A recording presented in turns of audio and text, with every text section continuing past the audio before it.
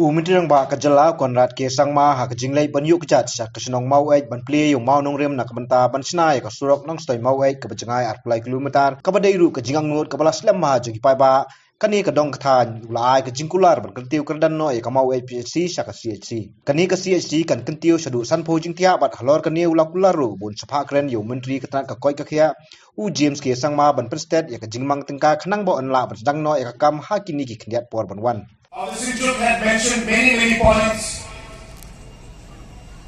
whether the connectivity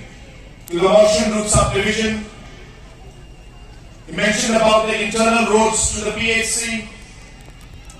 He mentioned about the upgradation for the PHC to CHC,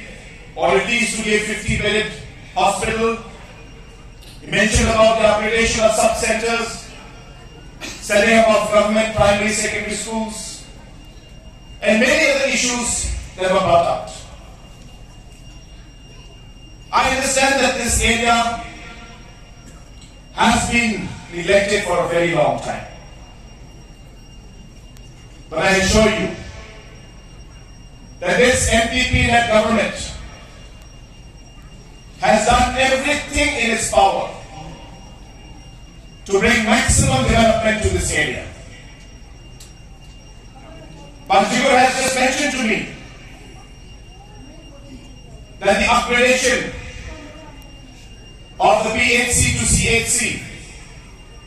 is one of the most important,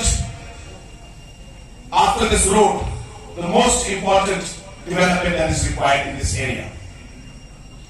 And hence I'm happy to announce that we will take up the upgradation of the Maweit PHC to CHC in a very short time. Health has been a major area of importance for our government. Halo kani ka jingwan u Conrad hapo ka dong ka thai Maweit ka Federation of Khasi Jaintia and Garo People Maweit Circle kalalik ban IT ya ka dor khas ban dawa na ka banta ban bodien ya ka surok ka ba nyup san kilometer na nong stan chadu nong jiri ban thung purai ginong trai hapo ka trat veterinary ban bu e ka police aupo sa Maweit ban thau no e ka CNRD block ha Maweit ban snai ka college sarkar hapo Maweit bat kiwi dia kani ka jingyar jong kani ka dong ka thai ka jongi ha kumba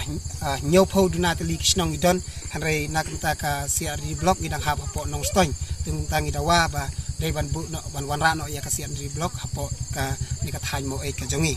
nangta ka bah nyau ni ha bangi pe ya ka jing long jingman jong ka dong ka thai ka jongi ni la idai na ka benta ban wanra no ya ka police outpost hangni ka jaka na ka benta jong